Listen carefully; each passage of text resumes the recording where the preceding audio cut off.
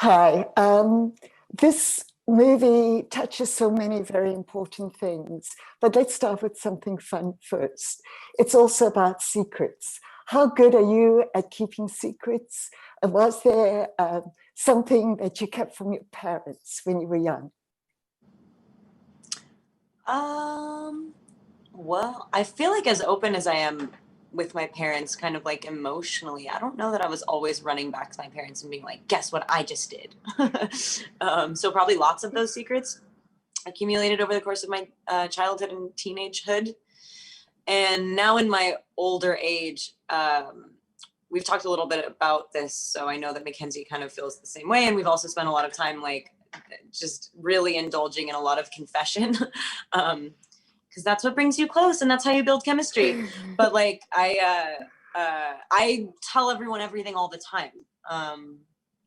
But other people's secrets, I think that I'm pretty good at keeping. I was a little liar as a little girl. So I Ooh. kept lots of secrets and I was always losing important things. So I'd have to lie about that all the time. So I was constantly losing and then lying to my parents in a very unconvincing way.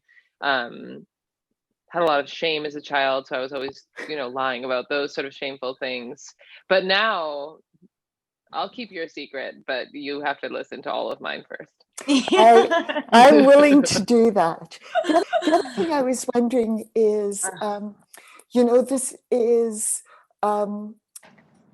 about meeting in-laws. So how good are you guys with your partner's significant family?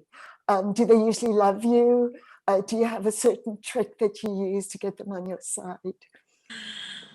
Uh, I just have been really the worst person to bring around parents forever, but I do really well. I love my girlfriend's family. They're absolutely wonderful and it's not hard at all.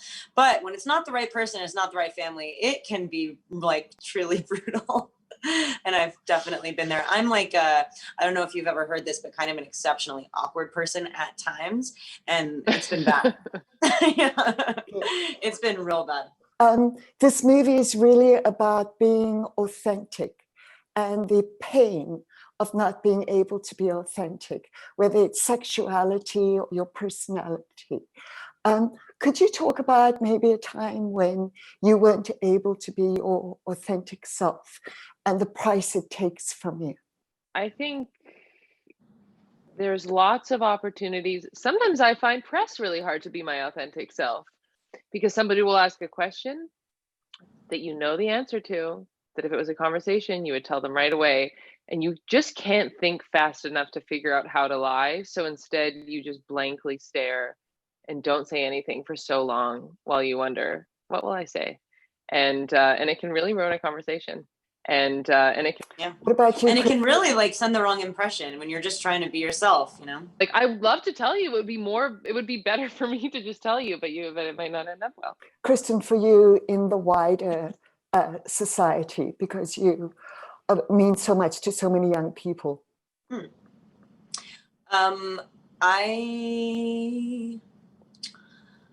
I don't feel like I've ever betrayed my authentic self in order to gain something or be accepted, but I do feel like I've gone through moments where I've known that